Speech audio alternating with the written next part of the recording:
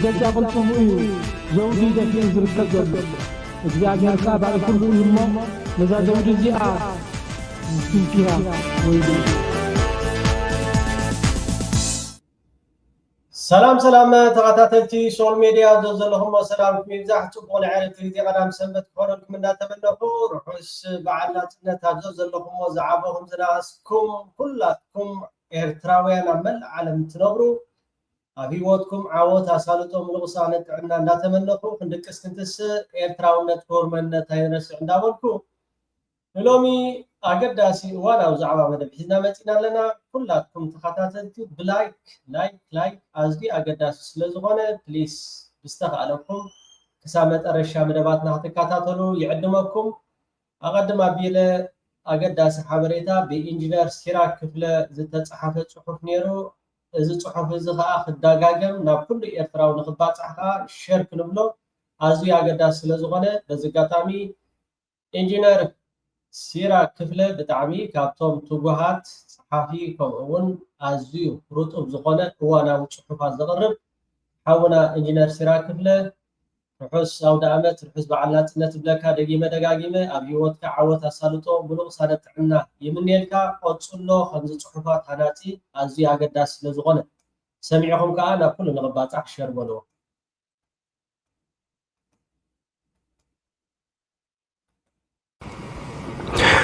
ሓበሬታ አሜሪካውያን ዝጠቕስዎን ዘለዉ ሃገራት ማለት ዲሞክራሲያዊት ሪፐብሊክ ኮንጎ፣ ዩጋንዳ፣ ደቡብ ሱዳን ከምኡ ድማ ኣብ ኢትዮጵያ ዝተንቀሳቐስኩም ኤርትራውያን እዚ ለበዳ ኢቦላ ክሳብ ኣብ ቁፅፅር ዝኣቱ ናብ ኤርትራ ካብ ምኻድ ክትቁጠቡ ንላቦም ከምኡውን ካብ ደገ ንኤርትራ ንኣቱ ረስኒ ሕማም ርእሲ ቅርጥማት እንተተሰሚዕና ምልክታት ኢቦላ ድሕሪ ምቅላዕ ካብ 2 ክሳብ 21 መዓልታት ኣብ ዝኾነ ቦታ ይረኣዩ መብዛሕትኡ ግዜ በሃንደበት ልዑል ሰዓል ከቢድ ሕማም ርእሲ ቃንዛ ጨዋዳታትን መላጉቦን ከምኡውን ኣዝዩ ድኻም ይስማዓና ስድራና መቕረብና ብዓብዩ ከዓ ህዝብና ከይንልክም ልዑል ጥንቃቐ ክንገብር ኣለና ነዚ ኣብ ላዕሊ ዝተጠቕሰ ምልክታት ምስ ንርኢ ሰብና ሊቕና ንዝምልከቶም ኣገልግሎት ጥዕና ምሕባር ይጽናሓለይ ዘይበሃሎ ጉዳዩ ከም ዝፍለጥ ኣብ ግዜ ኮሮና እቲ ለበዳ ሕማም ኣብ ኖርዌይ ገና ከይለሓመን እንከሎ ካብ ኖርዌይ ዝኸደ ኤርትራዊው ንርእሱ ከይፈለጠ ማለት ንኤርትራ ዘእተዎም ኣብዚ መድረኽ ኣዝዩ ኣዝጋ እኳ እንተዘይኮነ ግን ምጥንቃቕ ጽቡቕ እዩ ምሳኽ ብሮት ሰናይ ቅንያት ናጽነት ያ ምጥንቃቕ ዝመስሎ የለን ውሒድ ከይመፀ መገዲ ውሒድ ፅረግ ዝበሃል ምስላ ኣቦዋት ሆን ኣሎ ስለዚ ኣገዳሲ ናብ ኩሉ ንኽባፅሕ ከዓ ሸር በልዎ ክቡራት ተኸታተልቲ ከምኡውን ናይ ዩጋንዳ ብምኽንያት መዓልቲ ናጽነት መዓዝ ዕለት ሰዓት ቦታ ዝብል ኣገዳሲ ሓበሬታ ወፂኡ ስለ ዘሎ ናባኻትኩም ንመላእ ህዝቢ ኤርትራ ርሑስ ቅንያት ሰላም ደቂ ኤሬ ማዕሬን ንመላእ ህዝቢ ኤርትራ ርሑስ ቅንያት በዓል ናጽነት እንዳበልኩ እምበኣርከስ ኣብ ዩጋንዳ ካምፓላ መዓሲ ኣበይ ቦታ ኢልኩም ዝሓተትኩም ሰባት ንዕለት 30 ወርሒ 5 ቀዳም መዓልቲ ኣብ UMM ልጎጎ ሾው ግራውንድ ዝበሃል ቦታ እዩ ዓመት ቅድሚ ዓመት ዝነበርኩም እኮ ትፈልጡ ኢኹም እቲ ቦታ መደብና ዝጅምረሉ ሰዓት ከዓኒ ካብ ሰዓት 2 ክሳብ ሰዓት 6 ናይ ህፃናት ኣሎ ናይ ህፃናት ክሳይ ናይ ብሄራት ክልመለገል ኣሎ ወግዓዊ ዝጅምረሉ ከዓኒ ካብ ሰዓት 6 ክሳብ ፍርቂ ለይቲ ማለት እዩ ኣብዚ በዓል እዚ ብሙሉእኩም ኤርትራውያን ምሳና ሓቢርኩም ክትውዕሉ ብክብሪ ንዕድመኩም ደቂ ኤርትራ ማዕሪ ነዚ ዘይረኣዩ ከዓኒ ክበፅሖም ሸር ሪፖስት እንዳግበርኩም ናብ ኩሎም ኣውፅኡ ኢኹም ሓባይብ ርሑስ ቅንያት በዓል ናጽነት ደቂ ኤርትራ ማዕሪ ማልያ ኤርትራ ክትገዝኡ ምስ ደልዩ ከዓኒ በዚ ናምበር ኣብ ዝገዲፈልኩም ዘለኹም ደው ኢልኩም ክትእዝዙ ክትገዝኡ ትኽእሉ ደቂ ኤርትራ ማዕሪ ተሰናዩ ሰላም ብጣዕሚ ንፉዕ ተገዲስካ ከምዚ ሓበሬታ ናብ ኩሉ ንኽባፅሕ ሸር ዝገበርካ ንዓኻ ከዓ ደጋጊመ ኣብ ሂወትካ ሙሉእ ሳነትን ጥዕናን ይምነየልካ ኣብ ስራሕኻ ኣሳልጦን ዓወትን ርሑስ ኣውደ ዓመት ንኹላትኩም ተቐማጦ ዩጋንዳ ርሑስ በዓል ናጽነት ጽቡቕ ናይ ምዝንጋዕ ይህን ናይ ምትሕቑቓፍ ክኾነልኩም ከዓ ደጋጊመ ሶል ሚዲያ ይምነየልኩም ሓራይ መቸም ብዙሕ ናይ የውሃና እዩ ናብ ኤርትራ ዝውሕዝ ዘሎ ብዙሕ ናይ የውሃና እዩ ዝተፈላለያ ሃገራት ያላ ካናዳ እዩ ዘሎ የውሃና በዚ ኣጋጣሚ ከዓ ነቶም የውሃና ዝበልኩምና ከምኡ ከዓ ነቶም እዛ ክብርቲ ዕለት ተገዲስኩም ናብ መንግስትን ህዝብን ኤርትራ የውሃና ዝፈለጥኩም عصفيتان عخاتكم كأن هزبكم نهاجركم سلام نمنيلكم نهزبكم نهاجركم سلام نمنيلكم اسكا لو ما عن تقال خبتنا يوهانا شن عمت ناتنت ناب حزبن منكسن إيرترا نيوهانا ملأت سديدهم نغوس تشارلس نعباي بريطانيا بريزيدنت فدرالاويت ريبابليك جيرمن فرانك فالتر ستاينمر نغوس يودن كارل نبل عصر شديشة غوستاف كمون بريزيدنت مونغوليا أخونا كورولسك بسمم كمون بسم حزبتاتهم منغساتهم أرسدودو ملأتي نبريزيدنت إسياس أفورك تعنا نسالت أسراحن إيرتران حزبان دما راهوان بلتقنان تمنيهم تمرحتي أسعيبهم زمدنا هاجراتهم سإيرتران مسفحن بدنفاعن كمون حبراو أقداسنا تابزلهم قدات مس إيرترا كسرحو خمس دلي حبيرهم نغوس تشارلس بتوساخي تمكرو إيرترا بعقابة ماين تفتراو تصقاتاتن عابت مرتي زغصمو سلازخونه عبز مدايزي أقداس تراخ تساوت كم تخل زلوتن عمنات قليتهم بريزيدنت فدرالاويت ريبابليك جيرمن فرانك فالتر ستاينمر بوغنو أبزوباتات كرنا أفريكا مأخلاي مراغم بعبيت بدوهتات زحلفلو زلو وان سلام رقاتن بلتسقنان هاجرات زوبان كينيون مرققات جيرمن مس إيرترا بشركنات كسرحن كتتحقاقزن كم تدلي أرقاقيتو تراي توساخي تن عبيتي هاجرات أو عالم كم بعد أمريكا روسيا بمغنيات تزاخبر تعلت مع تناتنت نبل سلاسة حموشن حزبن منقسن بتناتهم هاجر يوهانا ناب إيرترا ليوهمالو أمريكا بمغنيات تزاخبر تعلت مع تناتنت إيرترا نا يوهانا ملأختي ناب حزبن منقسن إيرترا سريدو مالو أمريكا مالتي أمريكا واو بتعامل دس دبلي نأخذ برس سجد إسكا نصحف زرقة حقيقة بلب لمسكناكا أبتناي صباح أبيري تي في خدلتي بزقات أمي ناي روسياون ناي وهانا ملأختي ناب حزب المنقسم إيرترا اللي يقولوا ناي سودا ناي تشاينا أبز حالف سميعين نيرنا حجخا ناي استفهل على هاجرات ناب إيرترا يوحس كم ظل يحبرمو بتعامل دس دبلي واو أبزخا أنتي تريون لهم never look back زبل ماليا تيشيرت تخدينهم أب غودناتا تاسمراي أب حج ساعات كمزي مسل غودناتا تاسمرا بهزبي يعلقليقو باكا مرقص اغرخا خاتسن ببزح خا خاب دياسفورا ناب إيرترا هزبي آتيلو بتعامي دس دبلي هزبخا كمزيلو أب غودناتات نريئ لنا نو أب غرباب هاجرات انتاي قاطمالو انتاي هيوت يحلفالو تهزبس نريق لنا حزب إيرترا ግን باكا زعابين زناسنكم قا دق نسيو دق تبعاتيو قمون تحت عدمه كلهم بحسب تنزيلهم اب غدنا حرنت ابستفالالي بعالات تمزي زلوتي تا صحفت ግን بتعم دسيلاك نيفر لوك باك وانا دحري تاين قمت مينا نقمي طرح ندحريت نخطمت ግን كنقزم ويكا خنصاواصب زيكوناس never look back نقدمي طرح بدحر حجي قدمينا زلو بتعمي ازيو برهاو زخونه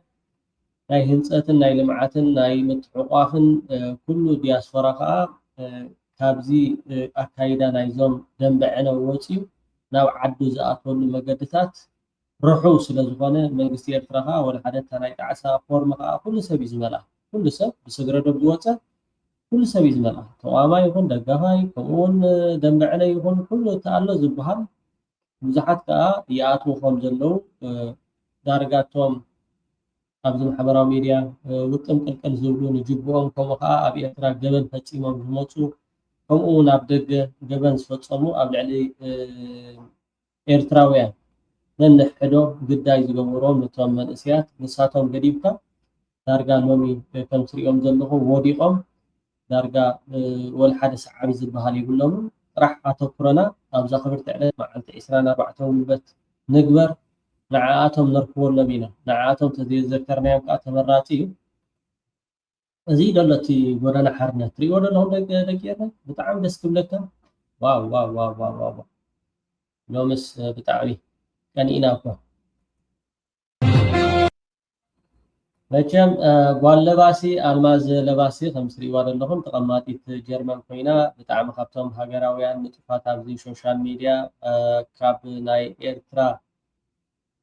ጉዳያት ከዓ ሓንቲ መዓልቲ ተሪፋ ዘይትፈልጥ ማዓስያ ትርክበሉ ማዓስያ ከዓ ኩሉ ነገራት ዝካወነላ በዚ ኣጋጣሚ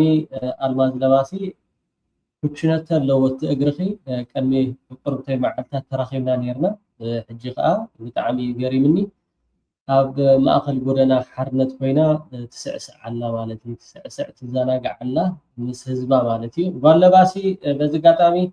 ርሑስ ኣውደ ዓመት ምስተን ምጭዋት መሓዙትኪ ከምኡ ምስ ህዝብና ከምኡ ከዓ ምስ መሓዙት ክንዕርፍ ትኽእል ጽቡቕ ናይ ግዜ ይህን ከምኡ ከዓ ናይ ምዝንጋዕ ኮነልኪ ይምነ ማለት እዩ ሶል ሚድያ ቴንክ ዩ ጓል ለባሲ ነፍሲ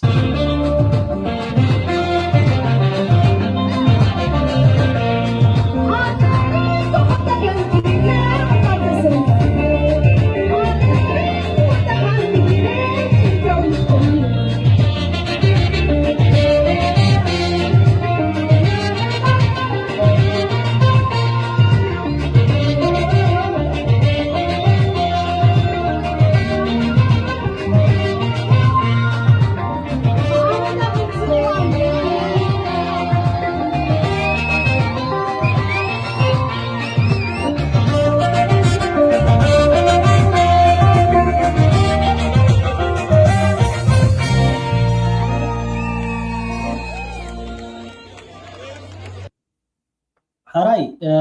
بزقاتها مايكو ريكارد خابتهم حبونات هاجراويان إيرتراويان أبز محبراو ميديا خمقا كاب دقنا وسط هاجر زخدو أب استفلا دي بوتاتات مزنقع خمقون أب قداي هزبن هاجرن كا أتو كيرو تسرح كاوسط عدي مايكو ريكارد خاب كانيو معسكر دندن نتوم تقارلتي أياتاتنا نابوتاتنا خمقا إيحواتنا فيديو استقدحه از محبراو ميديا شير لمو بتيحاتنا لا مايكرو ريكارد بتعم دس دبري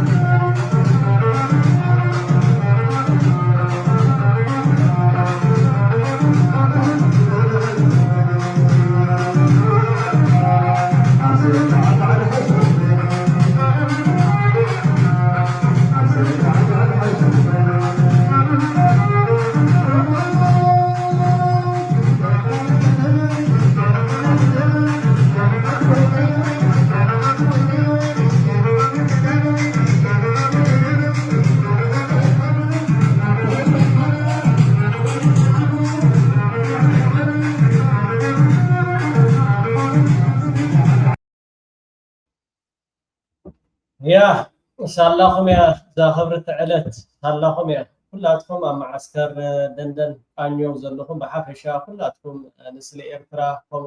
أب مثل خال إيرترا دسم كلكم آياتنا نحواتنا رحوس بعلاتنا سالكم إذا كل نجرمه كبري جباكم من مالتي كورا تغطى تلبي ماشي زوم مركونياتات ناي سرعت بعلقنا زي ماشم كل إيرتراو حبنا اللي ببا فمخاء تجراوي كل السوداناوي فمخاء أمحراي كل تي أول تصمدو زخنا بحافشة مع رغني تصمدو أبكب دوم أتيو مالو تصمدو خبجس كله كنزي ترى نجر كوينو بسمعو زنبرسه لوميتهم جنرالات ناي إثيوبيا ووتيم بزعاز تصمدو بحلف زناي السودان لبوم يتفيوهم زناي السودان لبوم يتفيوهم حاجة خابتهم كم حجي قيح بحرز زنبرة انتهي بلالو نسمع يوم أنتي ما تمايتشلو የቡድኖች በተለያየ አጋጣሚ እውቅና ይሰጥ የመጣበት ሂደት አለ። እሱ ብቻ አይደለም፣ በቱሪዝሙ ዘርፍም ረገድም በርከት ያሉ ስራዎች ይሰሩ መጥቷል። ተመራጭነቷ ከጊዜ ወደ ጊዜ እየጨመረ የመጣበት ሂደት አለ። በአንጻሩ ግን ምናልባት ጀነራል ምላሽም እንዲሰጡልኝ የምፈልገው ከቅርብ ጊዜ ወዲህ ጽምዶ የምትባል ነገር የተጀመረችበት ሂደት እንዳለ በአንድ በሌላ መንገድ እንሰማለን። ምን ያህል ተግባራዊ ትደረጋለች አትደረግም የሚለው ነገር እንዳለ ሆኖ በአንጻሩ ግን ከተለያየ አካባቢዎች የተውጣጡ ተስማምቶ መስማማት የማይችሉ የቡድኖች ጽምዶ ፈጥረናል የሚል ሀሳብ እያነሱ እንቅስቃሴ እንደሚያደርጉ ይብራራልና እንደው እቺ ጽምዶ ብለን የምንላት ነገር ምንድናት የሚለው ነገር እስኪ እንደመነሻ ነው። አመሰግናለሁ። እንግዲህ እኛም እንደናንተው አይተነዋል፣ ግን ወደ ውስጥ ጋር በደንብ አነሳዋለሁ። ጽምዶ የምትባል ሀሳብ ከጅምሯ የተቀደመች ሀሳብ ናት። የተቀደመች ሀሳብ ናት ማለት ጅምሯም መነሻዋም መድረሻዋም ይታወቃል። እሱ ብቻ ሳይሆን አባቷ ማን ነው አያቷ ማን ነው በደንብ የሚታወቅ ሀሳብ ነው። እንደ ሀሳብ ሉዓላዊነት ወይም ደግሞ ጸረ ሉዓላዊነት ሀሳብ ናት። ኢፍትሃዊ ሀሳብ ናት። አንፌር የሆነች ሀሳብ ናት። የምትመክን ሀሳብ ናት። ተግባራዊ የምትሆንም ሀሳብ አይደለችም እና በአጠቃላይ ቅዠት ነው። ቅዠቱ ግን የኢሉዓላዊነትን ወይም ደግሞ ጸረ ሉዓላዊነትን ታሳቢ ያደረገ ኢፍትሃዊ የሆነ እንደው የቅዠት አይነት ሀሳብ አድርገን ልንወስደው እንችላለን። ከምንም በላይ ደግሞ የተቀደመች ሀሳብ ናት ማለት ጥንስሷም ጅምሯም መቼም እትጽምዶ ከብዶም ይኣትዮም ደሎ ንሕና ብኩና ዘይኮናስ ከመይ ጌርና ኩናት ነትርፍ ኣቐዲምና ዝፈለጥናዮ ንስኻትኩም ቀይሕ ባሕሪ ክትብሉ ከለኹም ከመይ ጌርኩም ካብታ ኣዲስ ኣበባ ካብታ ክልል ኣምሓራ ከም ዘይትወፁ እታ ናይ መጨረሻ ከዓ ኣብ 4 ኪሎ ከም ትቕበሩ እታ ጽምዶ ፍትንቲ መድሃኒት እያ። ፍትንቲ መድሃኒት ትግራይ ክትቆፃፀርዎ ኣይከኣልኩም፣ ክልል ኣምሓራ ክትቆፃፀርዎ ኣይከኣልኩም፣ ክልል ዓፋር እውን ክትቆፃፀርዎ ከማን ኣይከኣልኩም። እዋ ስለዚ ጽምዶ ከምዚ ንስኻ ትብሎ ዘለኻ ንነፍስኻ ንምድዓስ በቲ ኣብ ሱዳን ዝተገብረ ልብኹም ጠፊኡኩም መንግስቲ ሱዳን ከዓ ኣብ ዝቐረበ እዋን እቲ ኣሎ ዝበሃል ነገር ኣብ ልዕሊኹም ሓደጋ ክወድቀኩም ስለዝኽእል ናይ ሕወሓት እውን ኣብ ዝቐረባ መዓልታት እውን ዝኾነ ነገር ኣብ ልዕሊኹም ሓደጋ ክወድቀኩም ስለዝኾነ ካብ ፍርሒ ዝተበገሰ ወይ ከዓ ካብ ሻቅሎት ዝተበገሰ ጽምዶ ግን ብጣዕሚ ቴድሮስ ጽብቕቲ ዘረባ ዝተዛረባ ኣላ። ጽምዶ መን እዩ ጀሚርዎ እንድሕር ዳ ኢሉ ኣብዪ ኣሕመድ እዩ ጀሚርዎ ጽምዶ። ብኸመይ ኣብዪ ኣሕመድ ጀሚርዎ ንዝብል ሕቶ ንኤርትራ ከነተዋኩም ኢና፣ ንትግራይ ከነተዋኩም ኢና፣ ንሱዳን ክንብትነኩም ኢና፣ ንፋኖ ክንረግፆኩም ኢና። ግድን ከዓ ሽዑቲ ትፍክሩሉ ዝነበርኩም ብሓንሳብ ኮፍ ኢሉ ዝኾነ ነገር ኣብ ልዕሊኹም ነቲ ብኩናት ዝሓሰብኩሞ ብዘይ ኩናት ከመይ ገይሩ ይስዕረኩም እሳያታ ፍትንቲ መድሃኒት ማለት እዩ። ታወቅ ሀሳብ ስለሆነ ያን ያህል ግምት የሚሰጣትና ኢትዮጵያን የምትመጥን ለኢትዮጵያ ሰላምና ደህንነት አስጊ እንዲሆና የምትወሰድ አይደለችም። ክፋቷን ግን እንደ ክፋት ቅድም እንዳልኩት የጸረ ሉዓላዊነት ሀሳብ መሆኗ በደንብ መታወቅ መቻል አለባት እና የነዚህ ስብስቦች እንደ ስብስብ አንድ ላይም የማይሄዱ የተለያየ ማንነት ያላቸው ለምሳሌ እንደ ምሳሌ ቢጠቅሰው የሆነ ያረጀ በሬና ቀበሮን አንድ ላይ ጠምደህ ማረስ አትችልም። መቼም ወኻርያን ዝኣረገን ብሓንሳብ ፀሚድካ ከተብሎም ኣይትኽእልን ኢኻ።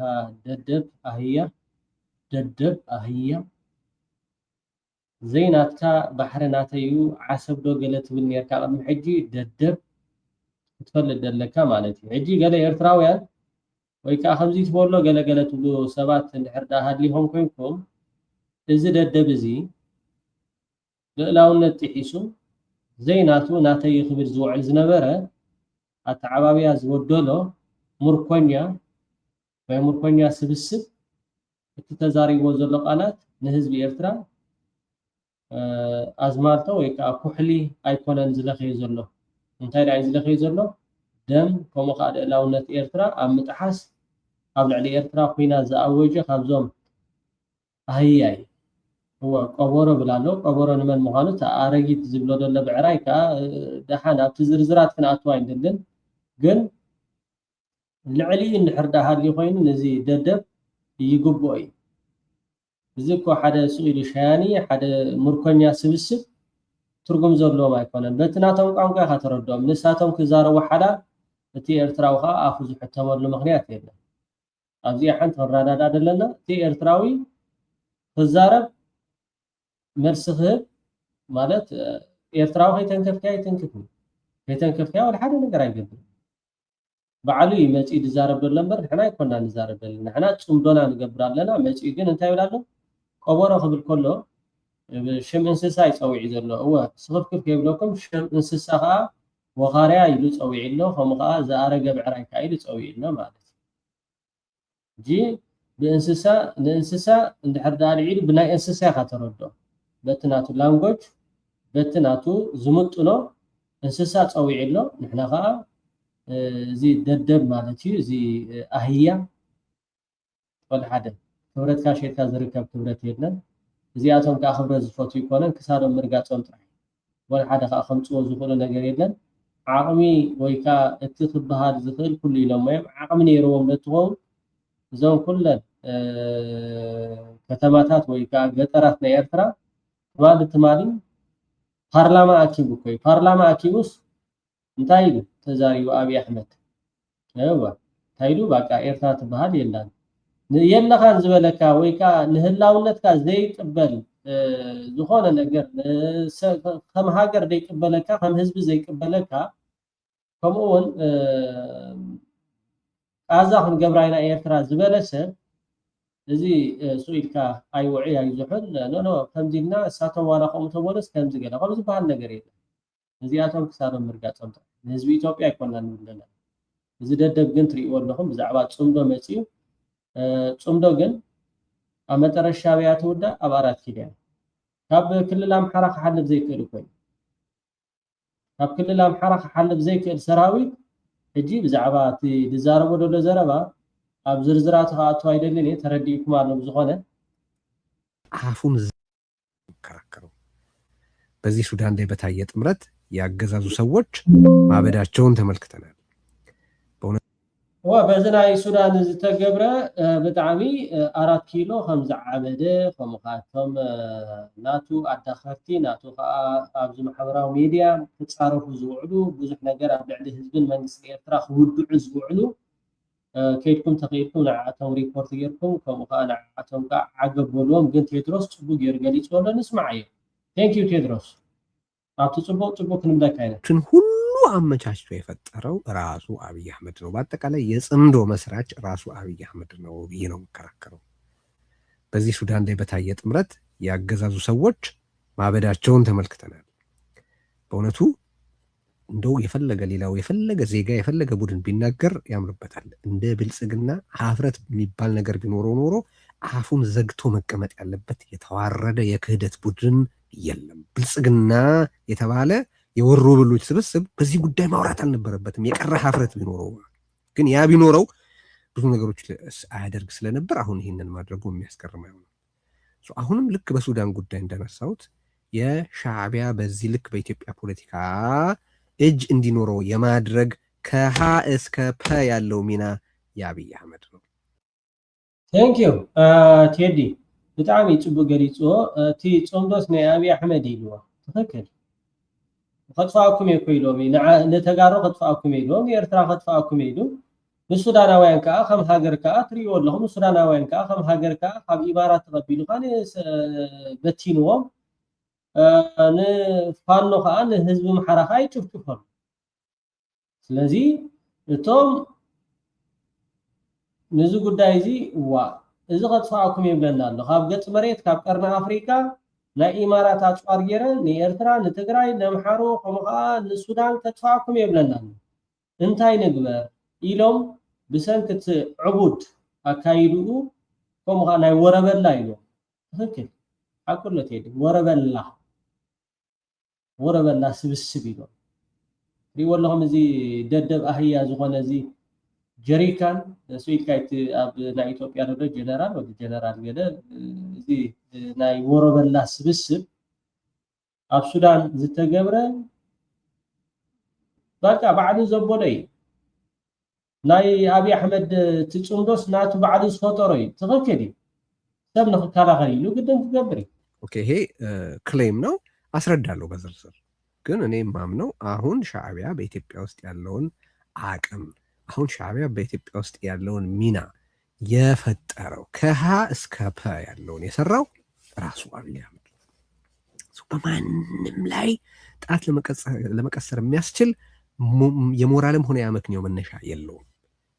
ለምንድነው እንደዚህ የምለው? እዚህ ስንናገር ለታሪክ ለህግና ለህሊና ጥያቄነት እንሰራለን እንላለን። ወደ ኋላ የተከሰቱ ነገሮችን አንድ ላይ አቋጥሮ ማየት በጣም አስፈላጊ ነው ብዬ ነው የማስበው። መጀመሪያ የኤርትራ ጉዳይ በኢትዮጵያ ፖለቲካ ውስጥ አንኳር ጉዳይ ነበር፣ አሁንም ነው ሊባል የሚችል ነው። አይ ቲንክ በተገቢ ሁኔታ ጽድት ባለ መልኩ ነገ ችግር በማይፈጥር ሁኔታ በመልኩ የተፈታ ነው ላይባል ቢችል እንኳን በአንጻራዊነት ግን በቀደሙት ሩብ ክፍለ ዘመናት የኤርትራ ሚና የርቀት ነው የነበረው። የተለያዩ ተቃዋሚዎችን ቤዝ መስጠት፣ የፕሮፓጋንዳ የጥላቻ ፕሮፓጋንዳ ዘመቻ በማካሄድ ምን በማለት እንጂ በሀገር ውስጥ ጉዳዮች ወታደራዊ ስምሪት ማድረግ፣ በፖሊሲ ውሳኔዎች ላይ በመሳተፍ ወዘተረፈ ምንም አይነት ሚና አልነበረውም ሻዕቢያ። በኢትዮጵያ ውስጥ ሻዕቢያን የሀገር ውስጥ የፖለቲካ የውትድርናና የኢኮኖሚ ተጫዋች እንዲሆን የጋበዘው ለምኖ ያመጣው ራሱ አብይ አህመድ ነው። አብይ አህመድ የአገር ክህደት ክብረ ወሰን ሰባሪ ነው። አብይ አህመድ ራሱ የአገር ክህደት ነው የምንልበት ምክንያት አንዱ በነገራችን ላይ ይሄ ነው። ተኸክሊ ኣብቲ ንሱ ተሃገር ኣብ ትፈርሰሉ ዝነበረት እዋን ንሕና ተዓዲሙ ገለ ዝበሃል ነገር እኮ ንሕና ንኩናት ተዓዲምና ይንኸደን ኢና ኢትዮጵያውያን እውን እዚኣ ክትእርምዋ ይግባእ። ንኩናት ተዓዲምካ ይትኸይልን መርዓ ወይ ከዓ ዝሕፀ ወይ ከዓ ጥምቀት ገለ ይኮነን ንግደት ኣይኮነን። ግን ንሕና እቲ ጉዳይ እቲ ኣይ ኩናት ኣይ ሰላም ን20 ዓመት መሬትና ኣብ ትሕቲ በቲ ናይ ውዕል ኣጀርስ ዝተፈርደ ኣብ ትሕቲ ኢትዮጵያ ነይሩ ማለት እዩ። በቲ ናይ 2000 ናይ ውዕል ኣጀርስ ብኡ ክኸይድ እየ ምስ ኤርትራ ሰላም ክገብር እየ ምስ በለ ሰላም ገይሩ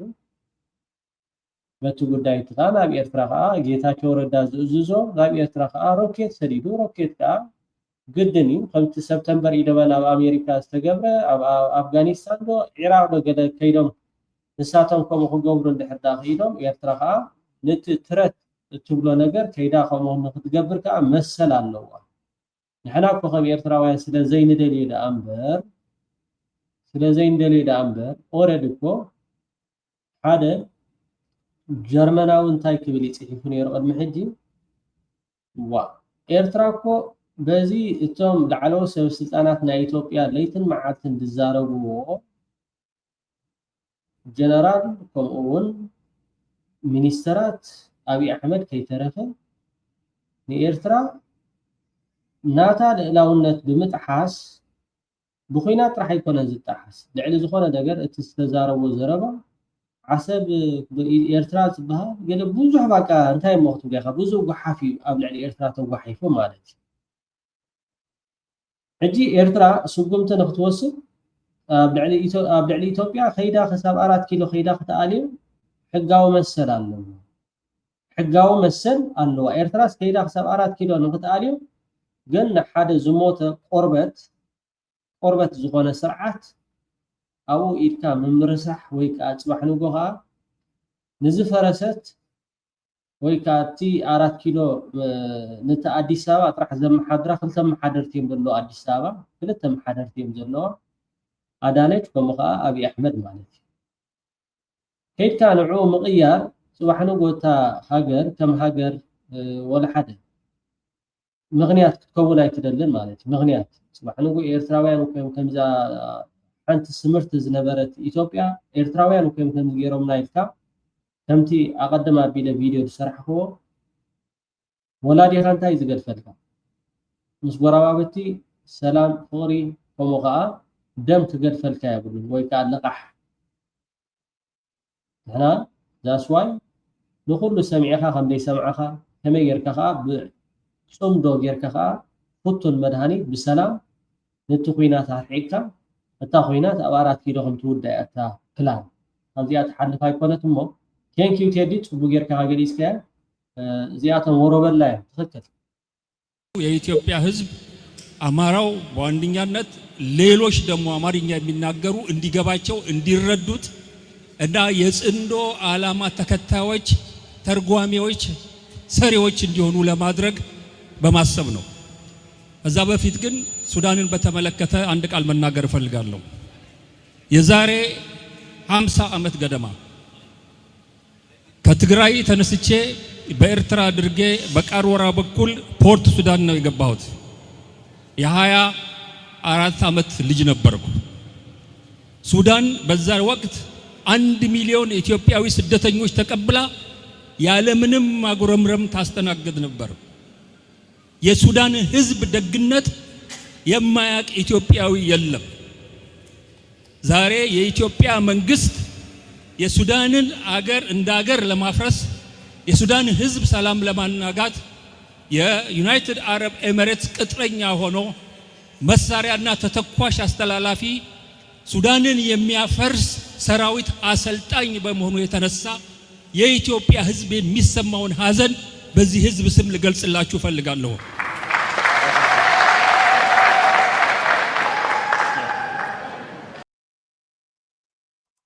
አራይ መቼም በጣም ደስ ድበለትኒ ሎማዓንቲ ስእሊ ዳርጋ ቶም መራሕቲ ናይ ኤርትራ ከም ትሪእዎ ዘለኹም ኣብ ልቢ ሰፈር ህዝቢ ኤርትራ ይሰፈሮም ኣብ ልቢ ሰፈር ህዝቢ ኤርትራ ይሰፈሮም። ኣጋጣሚ መሳይ መኮንን ፕሬዝደንት ኢሳያስ ኣፈወርቂ ሕቶ ቀሪቡሉ ነይሩ ቅድሚ ሕጂ ናብ ዓዲ ሃሎ ኸይዱ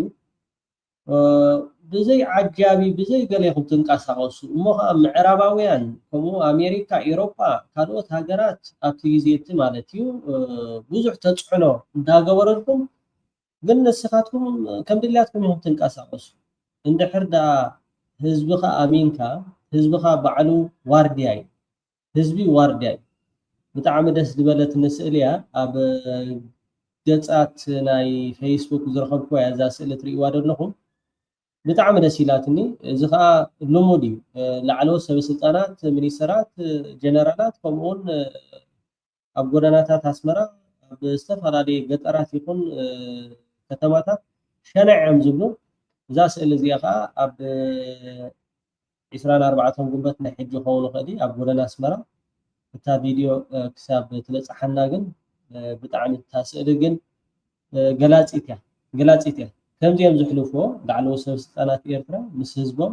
ሸነዕዮም ዝብሉ እዚ ከዓ ፀጋ ክሳብ ዝኾነ ክንሕልዎ ዝግባአና دارقانشو تسقي يقول قبل 50 سنة وهو شاب 20 سنة جاء من إريتريا ومر من قرورة ووصل لبورسودان وهذا في 1977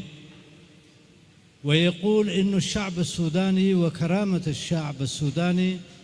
كان استهدن 1,000,000 إثيوبي لاجئ وهذا نحن كإثيوبيين ما ننساه.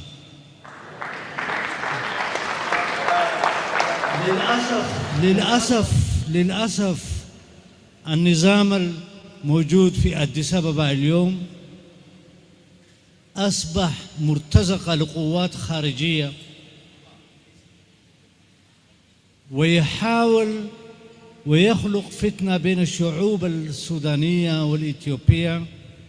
ويوصل كل الأسلحة التي تجي من الخارج والمرتزقة من أراضي إثيوبيا لمحاربة الشعب السودان وأنا أدين كإثيوبي. ثالثا يقول أنا أتكلم باللغة الأمهرية لأسباب معينة. هذا الفكرة بتاع صمدو أنا عايز أوصله للشعب الإثيوبي وخاصة لجيرانكم الشعب الأمهرة يحتضنوا هذا الفكرة ويحاولوا يقنعوا هذه القومية الثانية في إثيوبيا ويحاولوا يقنعوا شعبهم للفكرة الجديدة هذا. Thank you. አሁን በአማርኛ ስለ ጽንዶ በጣም አጭር ነገር ነው የምናገረው። ጽንዶ በአማርኛ እዚያ ዕቢዳቶም ዘላ ንስርዓት ብልጽግና ብጣዕሚ እዚያ ዕቢዳቶም ከብዶም ኣትያቶም ዘላ ጽምዶ ጥራሕ ኢልኩም ጻሓፉ። ጽምዶ ፍቱን መድሃኒት ማድ ማለት ነው። በአንድ በሬ ማረስ አይቻልም ከሚል ሐሳብ የትግራይ ቦርደር ላይ ያሉ የትግራይና የኤርትራ ማህበረሰቦች በአንድ እጅ ማጨብጨብ እንደማይቻል በአንድ በሬ ማረስ እንደማይቻል ሰላም ማምጣት የምንችለው ተጣምደን ነው። እንደ ሁለት በሬ እንደ ሁለት እጆች ሆነን ነው። ይሄንን ሰላም የምናመጣው የፖለቲካ መሪዎችን ፈቃድ ጠይቀን የወታደራዊ መሪዎችን ፈቃድ ጠይቀን ሳይሆን እኛ ህዝብ ሰላም የጠማን ህዝቦች እርስ በርስ ተገናኝተን ተነጋግረን ሰላማችን ከሁሉም ነገር እንደሚበልጥ ለሁሉም ማሳየተን የምንጀምረው ነው ብለው በጋራ የጀመሩት ነገር ነው። አማርኛ ተናጋሪ የሆነው ማህበረሰብ ማወቅ ያለበት ጽንዶ ሲባል በሌላው ማህበረሰብ ላይ የተዶለተ ነገር አድርጎ የብልጽግና መንግስት ሊያቀርበው የሚሞክረው ነገር ፍጹም ሐሰት የሆነና ይህ ጉዳይ የፖለቲከኞች የጦር መሪዎች ሳይሆን የህዝብ ለህዝብ ግንኙነት ለዘለቄታ ሰላም ለዘለቄታ ደህንነት በጋራ ለመልማት ህዝብ ቆርጦ ዘላቂ ሰላም መረጋጋትና ልማት ለማምጣት የወሰደው አቅጣጫ ነው። ይሄ ትልቅ እርምጃ ነው። ይሄንን አራያነት የተሞላው የትግራይና የኤርትራ ማህበረሰብ እንደ ህዝብ የጀመረውን ነገር ወደ መላው ኢትዮጵያ ማዞር፣ ወደ ሱዳን ማዞር፣ ወደ ሶማሊያ ማዞር፣ ወደ ኤርትራ ሁሉም አካባቢዎች በውስጥ ችግራቸውን በጽንዶ መፍታት የሚችሉበት ከዛ አልፈው ሀገር ለሀገር ያላቸውን ችግር በጽንዶ የሚፈቱበት ምስራቅ አፍሪካ በጽንዶ አይነት የህዝብ ፍላጎት የተቀረጸ የሰላም የመረጋጋት የደህንነትና የብልጽግና ቀጠና ሆኖ ማንም የውጭ ጉልበተኛ ብርና ገንዘብ ያለው ጉልበት ያለው እየመጣ እንደፈለገ የማይፈነጭበትን አካባቢ ለማድረግ ትልቅ ራዕይ ስለሆነ የኢትዮጵያ ህዝብ የአማራ ህዝብም ይሄን የጽንዶ ሐሳብ ተቀብሎ በየቦታው ከሁሉም ወገኖቹ አማራ ህዝብ ከትግራይ ጋራ አማራ ህዝብ ከኦሮሞ ጋራ አማራ ህዝብ ከአፋር ጋራ የትግራይ ህዝብ ከአፋር ጋራ ከዛ አልፎ መላውን ኢትዮጵያ አስተሳስሮ ኢትዮጵያን ከኤርትራ ከሱዳን ከሌሎችም ሀገሮች ጋራ በጽንዶ አድርጎ ሰላምና እርጋታ ያለበትን ሀብታም ቀጠና ፈጥረን እኛ ልጆች ሳይሆኑ ባህር ያቋረጡ ፈረንጅ ሀገር የሚሄዱት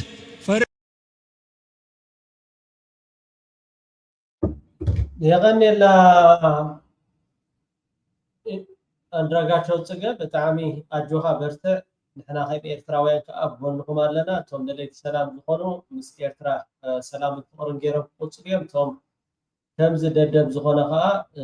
ወላ ሓደ ተዓርጎቶም ወይ ከዓ እታ ፅምዶ ክትንት መድሃኒት እያ ክቡራት ተኸታተልቲ ናብ ኩሉ ንክባፅሕ ሸር ላይክ ኣይትምዑ ሰዓት 6 በአቋጣጥራ በርሊን ታይም ኣብ ሶል ሚዲያ የራኽበና ክንድቅስ ክንትስእ ኤርትራውነት ክቡር መንነት ኣይንረስእ እዛ ሓፍትና እዚኣ ኣባራት ዕዋ ሞራል ሃብዋስክ ኣብ ገዛ ባዕላ ትሰርሖ ኣብ ገዛ ትሰርሖ ካብነኒ ናቹራል ፀጉርና ገርመኩም ኣብ ገዛ ባዕላ ትሰርሖ ኣብዛ ናይ ሎሚ ዓንቲ መደቡን ኣብ ሶል ሚዲያ ናይ 10 ደቂቕ 20 ደቂቕ ከምፀየ ብጣዕሚ ሓቦኛ ዋዕሮ ዝኾነት ሓፍትና ከነባራት ክንክእል ኣለና ክንገዝእ ኣላ ክንክእል ኣለና ገዚእና ባሕንጎ ፋብሪካታትን ትካላትን ብምግባር ዓለም ብከምዚአን ዝኣመሰላ ደቂ ኣንስትዮ ለውጢ ንህዝብን ሃገርን ከምፃ ዝኽእላ ብጣዕሚ ሓያል ዋዕሮ ዝኾነት ኣብ ገዛ ትሰርሖ ኩሉ እቲ ሻምፖታት እቲ ዘይትታት ብጣዕሚ ዝገርም ጽባሕ ዓዲመ ኣለኹ ግን ግዝኡላ ፕሊስ ንግዛእ ኣላ ኩላትና ኣነ ገዚእላ ኣለኹ ንስኻትኩም ካብ ግዝኡላ ኣባራት ዕዋ ሞራል ሃብዋ ኤርትራዊት ሓፍትና ኣድላይ ክንክን ዝግበረሉ ነዊሕ እዋን ተኺሉ ክበቁል ከይተቆራረፀ ከይበርሕን ልስሉስ ኮይኑ ክፀንሕ ይኽእል እዩ ስለዚ ነኒ ናቹራል ዓማዊላ ንምዕጓስ ኣብ ኤርትራን ካልኦት ሃገራት ኣፍሪቃ ብተፈጥሮ ካብ ዝፈርዩ 27 ዝተፈላለዩ ንጥረ ነገራት ዝተቐመሙ ንቆልዑን ዓበይትን ደቂ ተባዕትዮን ደቂ ኣንስትዮን ዝኸውን ሓፊስን ቀጢን ዘይቲ ርእሲ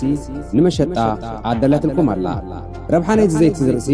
ጸጉሩና ንኽተርር ንኽልስልስ ንኸይስበርን ንኽነውሕን ከብረቕርቕን ከምኡውን ኣብ ግዜ ቁኖ ዓብይ ሓገዝ ኣለዎ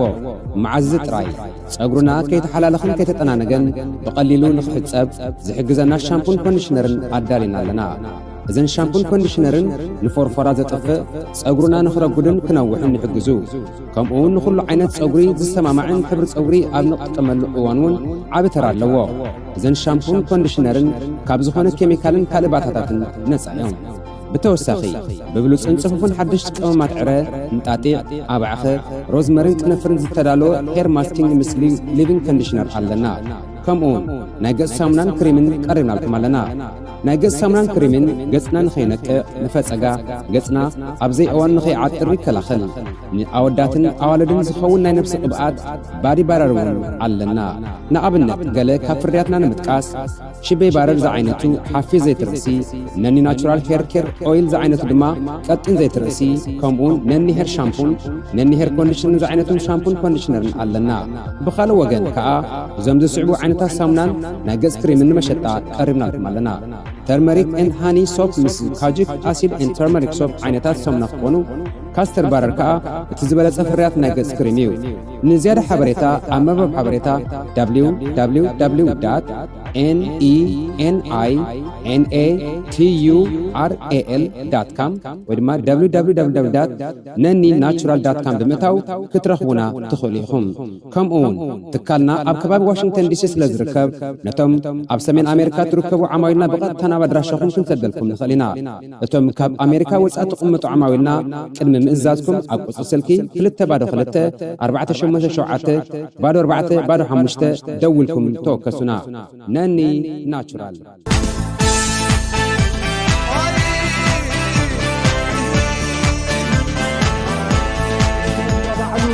بجد قلتم إيه زوجي دفين زركب زركب